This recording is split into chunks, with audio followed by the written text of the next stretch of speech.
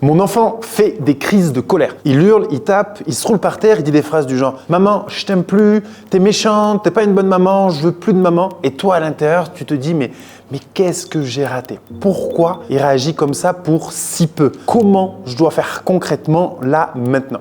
Si tu te reconnais dans ça, reste bien avec moi parce que dans cette vidéo, on va voir ensemble comment réagir face aux crises de colère de ton enfant et surtout sans culpabiliser, sans t'épuiser et surtout en protégeant le lien avec lui qui est le plus important. Moi, c'est Maxime Bourdiscou, fondateur de Maman Renaissance. J'aide les mamans à se libérer émotionnellement, à retrouver du calme à l'intérieur et à créer des relations plus apaisées et surtout plus profondes avec leurs enfants. Aujourd'hui, on va parler des crises de colère. Je pense que ça revient énormément, mais surtout nous, on va aller en profondeur avec des mots simples. Ok, encore une fois, c'est le principe comme si j'expliquais tout ça à un enfant de 8 ans. Donc, on va voir ce qui se passe vraiment pendant une crise de colère, biologiquement, scientifiquement. Okay, ce qui se passe dans le cerveau de ton enfant et également dans le tien. Parce que c'est très intéressant, ça nous donne beaucoup d'indications. Et surtout, comment réagir concrètement et quoi faire, quoi éviter. Pourquoi aussi ça commence par prendre soin de toi. Justement, ce travail-là, tu vas voir que tu es un dénominateur qui est très important dans l'équation. Donc d'abord, parlons de ce que tu vis toi. Donc une crise de colère, c'est pas juste un moment difficile. Souvent, c'est un moment très violent intérieurement pour la maman. Tu peux vivre des scènes comme supermarché, ton enfant il se jette par terre parce que tu as dit non au bonbon ou il voulait prendre quelque chose dans le rayon. Et à la maison, il explose parce que tu coupes la télé. Tu dis allez, là on passe à table, on avait dit 10 minutes et bon, boum, là il explose. Le matin, il peut hurler parce que c'est pas le bon t-shirt ou pas les bonnes chaussettes. Et le soir, il peut aussi, je sais pas, taper sa sœur, taper son frère. Il te crie dessus, il claque les portes. Et dans ces moments-là, toi, tu peux ressentir de la honte, surtout quand on est en public. On va dire, oh, mais qu'est-ce qui est en train de se passer? Mais qu'est-ce que les gens doivent penser de nous? De la colère. Ok, il exagère, c'est trop, c'est pas possible de réagir comme ça. Et sûrement de la fatigue, un dégoût et un ras-le-bol général où tu dis mais j'avais pas pensé à ça moi quand j'ai fait des enfants. Ok, et parfois même de la peur. Et s'il reste comme ça toute sa vie, mais comment ça va se passer pour lui? Ok. Et ce qui fait le plus mal souvent, ce sont pas les cris. Ce sont les mots qu'il peut dire. C'est des fois le « je veux plus de toi »,« je t'aime plus »,« t'es nul »,« je veux changer de parent »,« je veux changer de maman ». J'en rigole, mais waouh, c'est très fort émotionnellement. Même si tu sais que ces mots de colère, voilà, ça vient toucher quand même quelque chose de profond en toi. Donc, ça peut réveiller tes propres blessures, rejet, abandon, injustice, humiliation, trahison. Et déjà, je veux dire un truc ultra important vis-à-vis de ça. Tu n'es pas seul à vivre ça en tant que maman. Tu n'es pas une mauvaise maman parce que ton enfant il fait des crises. Au contraire, non. Ton enfant il n'est pas foutu, toxique ou mauvais. Non. Les crises de colère, c'est un langage. C'est un langage qui est très primitif. Oui, je te l'accorde, très brut, mais c'est quand même un langage. Donc maintenant, on va voir ce qui se passe à l'intérieur de ton enfant pendant une crise concrète. Imagine que ton enfant, c'est un peu comme un volcan. Ok ? En surface, toi, tu vois l'éruption. Okay, les cris, les hurlements, les coups, les « je ne t'aime plus », les portes qui claquent. Mais à l'intérieur, il y a de la frustration. Je ne peux pas avoir ce que je veux. Ça peut être de la peur. La peur de perdre quelque chose, peur de ne pas être aimé, peur de ne pas être compris. Okay, de la fatigue, de la surcharge, trop de stimulation, trop de bruit, trop d'émotions dans la journée. C'est possible que ce soit ça pour lui. Et c'est souvent ça chez nos enfants. Et souvent, il n'a aucun mot pour dire tout ça. Il n'a que son corps, sa voix, son cri. Sur le plan du cerveau, c'est très simple. On a, pour simplifier, 3 grandes couches. On a le cerveau instinctif, le plus ancien, c'est survie, fuite, attaque, figement. C'est le plus primitif. On a le cerveau émotionnel, peur, colère, tristesse, joie et toute la palette des émotions. Et on a le cerveau logique. C'est le fameux cortex préfrontal. Il permet de réfléchir, de relativiser, de se contrôler et de dire « Ok, là, je respire, je me calme. » Tu vois, c'est celui qui va rationaliser tout ça. Pendant une crise de colère, ce qui se passe chez ton enfant, c'est que son cerveau émotionnel, lui, il prend tout l'espace. C'est celui qui est le plus développé. Son cerveau logique, il est comme débranché. C'est littéralement comme si tu essayais d'expliquer calmement quelque chose à quelqu'un dont la maison est en train de brûler. Tu vois, il va pas écouter. Quand ton enfant il est en crise, son système nerveux il est en mode alerte rouge. Tu vois, il réfléchit pas. Il survit à ce qu'il ressent. Et il est noyé par des hormones de stress, c'est très fort pour lui, beaucoup de cortisol, une émotion tellement forte qu'elle dépasse sa capacité à la gérer. Et ça, c'est pas une question de caractère ou de volonté de notre enfant. C'est neurobiologique. Le cortex préfrontal, la partie qui gère le contrôle, la réflexion, la prise de recul, ce que nous on est capable de faire en tant qu'adulte, pour lui c'est encore en développement jusqu'à l'adolescence et même bien après. Donc chez les petits, il est très immature. Donc quand on dit à un enfant en pleine crise, calme-toi, réfléchis, arrête tout de suite. C'est un peu comme si on disait à un bébé, lève-toi et cours un marathon. Il ne peut pas, mécaniquement, il ne peut pas. Pas parce qu'il ne le veut pas, parce qu'il n'a pas encore les outils. C'est pareil avec nos enfants. Alors, tu pourrais me dire, oui, mais s'il ne peut pas, je fais quoi? Je laisse faire tout ce qu'il veut? Non, c'est pas du tout l'idée. Au contraire, l'idée, c'est de pas tout accepter, bien au contraire. Mais c'est d'apprendre à accueillir l'émotion tout en mettant des limites claires sur le comportement. C'est pas de l'éducation positive bullshit. Et ça, déjà, c'est une énorme différence. L'émotion n'est jamais un problème, mais tous les comportements ne sont pas acceptables. Ok? Par exemple, tu as le droit d'être en colère, tu n'as pas le droit de taper en fait. Tu as le droit d'être frustré, mais tu n'as pas le droit de jeter des objets sur ton frère ou sur ta sœur. Tu as le droit de pleurer, mais tu n'as pas le droit de me griffer par exemple. Ok?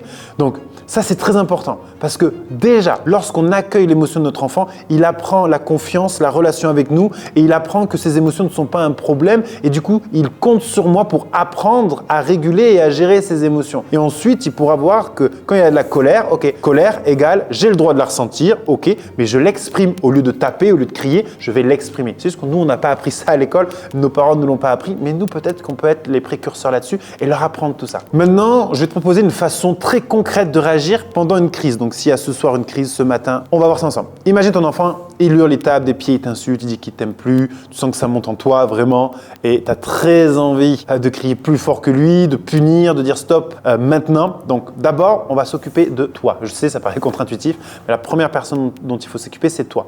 Donc, tu vas prendre une seconde intérieure, tu vas respirer profondément et tu te dis en silence, ok, là, je suis en train de ressentir de la colère, de l'impuissance, peut-être même de la honte et c'est normal, c'est ok, il n'y a pas besoin de le juger. Mais je ne suis pas obligé de réagir tout de suite. Tu peux imaginer que toi aussi, tu as un volcan émotionnel à l'intérieur. Si tu laisses ton volcan exploser en même temps que celui de ton enfant, éruption générale, ça va être la guerre, ça va être très compliqué. Si tu arrives jusqu'à retarder ta réaction de quelques secondes, tu es déjà en train de faire quelque chose de différent et tu es déjà une maman ultra inspirante. Ensuite, tu te rappelles de ce qui se passe chez lui, tu peux te répéter intérieurement. Là, son cerveau logique, il est débranché. Il ne m'entend pas vraiment. Donc, c'est pas qu'il m'écoute pas ou quoi, c'est qu'il ne peut même pas m'écouter, il peut même pas m'entendre. C'est pas le moment de lui faire la morale, de lui expliquer les règles ou de lui demander de se calmer par la raison. Non, cette phrase intérieure, elle peut déjà t'aider à baisser un peu la pression et surtout de réagir de manière adaptée à ce qu'il ressent. Ensuite, troisième étape, tu sécurises, tu contiens. Si ton enfant il est en danger, il jette des objets, il se blesse, il tape fort, tu interviens physiquement, mais le plus calmement possible. Ok, t'enlèves les objets dangereux, tu peux le contenir doucement si nécessaire, sans grande violence, juste pour éviter qu'il se fasse mal ou qu'il fasse mal aux autres. Bien évidemment, il faut intervenir physiquement. Et tu peux peut-être dire peu de mots, mais des mots clairs. Je ne te laisse pas te faire de mal. Je ne te laisse pas me taper. Je suis là. C'est très fort pour toi. Ou également, je suis là et c'est très fort pour toi. Ensuite, quatrième chose, tu accueilles l'émotion, pas le débordement. Ok? Donc tu peux dire, je vois que tu es en colère, tu es très frustré, c'est trop pour toi là, hein, et tu n'essaies pas de le convaincre de se calmer. Non, tu lui montres juste que tu vois ce qu'il vit, que tu l'accueilles, que tu le comprends. Parce que ce dont il a besoin, c'est pas qu'on nie son émotion, c'est qu'on lui montre qu'il peut la traverser sans être abandonné et ensuite lui donner un modèle différent. Et ensuite, tu attends la fin de la tempête, une crise de colère, c'est comme une vague. Tu peux pas arrêter la vague, tu peux juste être le rocher stable à côté. La vague, elle monte, monte, monte, puis au bout d'un moment, elle redescend tout le temps. Quand tu vois que son corps se détend un peu, que ses pleurs changent, que ça devient moins explosif, là, ça y est, il y a les voyants qui sont ouverts, là, tu peux commencer doucement à reparler. Tu répares le lien, puis tu poses le cadre. Une fois la crise passée et seulement après, là, tu reviens avec lui avec de la douceur. Tu peux dire par exemple, tu sais, tout à l'heure, c'était très intense, tu étais en colère, tu as beaucoup crié, je le comprends, je veux que tu saches quelque chose. Tu as le droit d'être en colère, mais par contre, je ne peux pas accepter, je n'accepterai pas que tu me tapes, que tu tapes les autres ou que tu casses des choses. Puis tu peux ajouter, qu'est-ce qu'on pourrait faire la prochaine fois quand tu sens que ça monte très fort en toi pour avoir un modèle différent? Est-ce que tu veux que je t'aide à respirer? Est-ce que tu veux qu'on ait un coin calme où tu peux te poser? Alors l'idée, c'est de lui remettre un peu de pouvoir sur ce qu'il vit sans le juger, sans l'humilier. Je sais, ça peut paraître bateau parce qu'on n'a pas eu l'habitude de faire ça nous et je sais que ça fait bateau et crois-moi, je suis la personne la plus… au début, l'éducation positive, moi, j'étais en mode non, mais attends, moi j'ai pris des claques quand j'étais petit, c'est bon, ça m'a pas fait du mal. Oui, mais ça crée des fois certaines blessures. Et je dis pas qu'il faut être en mode monde des bisounours. Non, c'est pas du tout le message. Le message, c'est que, et on le voit bien dans nos relations, des fois humainement, on est déconnecté et on est des fois mal à l'aise dans des relations sociales. Tout. Pourquoi ? Parce que justement, on n'a pas appris à faire ça. Et si on veut offrir le meilleur avenir émotionnel à nos enfants, il faut qu'on leur apprenne que tu as le droit de ressentir tes émotions. C'est juste il n'y a pas de problème. Par contre, il y a des règles pour les exprimer. On ne tape pas, on ne fait pas ceci, on ne fait pas cela. Par exemple, bonjour. C'est subjectif. Il y en a qui vont dire dans l'éducation positive, ah mais mon enfant il n'a pas à dire bonjour, il est autonome, il fait ce qu'il veut. Et il y en a qui vont dire, ah quoi, non, le bonjour c'est le respect. Mais en fait, tu fais ce que tu veux. Tu fais ce que tu veux. Et si tu penses que c'est mieux pour ton enfant qui grandisse avec ce respect-là de dire bonjour, ben, s'il n'a pas envie, il va dire, écoute, j'entends que tu n'as pas envie aussi là, mais nous, dans nos règles, dans notre famille, c'est ce qu'on fait, on dit bonjour. Et tu peux amener ce truc-là. Donc le but, c'est de trouver un juste milieu. C'est pas éducation positive, très laxiste ou éducation ferme et très dure. Il y a un monde entre les deux, ok ? Donc ça, c'est important que tu comprennes et surtout que tu ne fasses pas en te comparant aux autres, mais que tu fasses ce qui est important pour toi. Donc maintenant, on va parler d'un point plus sensible, mais essentiel. Ces crises de colère chez ton enfant, elles viennent parfois se connecter à tes propres blessures et même, je dirais, à 98% du temps. Donc par exemple, quand il hurle « je t'aime plus maman », ça peut réveiller ton ancien sentiment d'abandon. Parce que peut-être que tu as vécu des choses très fortes émotionnellement dans ton enfance, dans ton passé, ça peut les réveiller. Quand il te frappe ou qu'il t'insulte, ça peut réveiller une blessure d'humiliation, peut-être liée à ton propre passé. Tu vois, il y a une corrélation entre notre passé et ce qu'on vit là. Aussi, quand tu n'arrives plus à le calmer, ça peut réveiller un sentiment de « je suis nul, je sais pas faire » et de comparer peut-être à d'autres mamans. Et ça va te réveiller des choses que tu traînes peut-être depuis ton enfance, depuis l'école, depuis la famille, etc. Tu vois ? Et là, c'est plus seulement ton enfant qui vit quelque chose, c'est toi qui revis à travers lui des émotions anciennes. Et c'est pour ça que tu peux parfois avoir des réactions très disproportionnées. Tu cries très fort, tu dis des phrases que tu ne voulais pas dire, tu vas plus loin que ce que tu trouves juste pour toi à la base et après, tu t'en veux. Ce n'est pas parce que tu es toxique ou quoi que ce soit, non, c'est parce que tu es blessé, toi aussi. Et tant que ces blessures-là, elles ne sont pas un minimum apaisées, tu peux connaître toutes les techniques de parentalité bienveillante du monde, au bout d'un moment, tu vas exploser quand même. Pas parce que tu es faible, pas parce que tu ne comprends pas, parce que ton sac émotionnel, il est trop plein.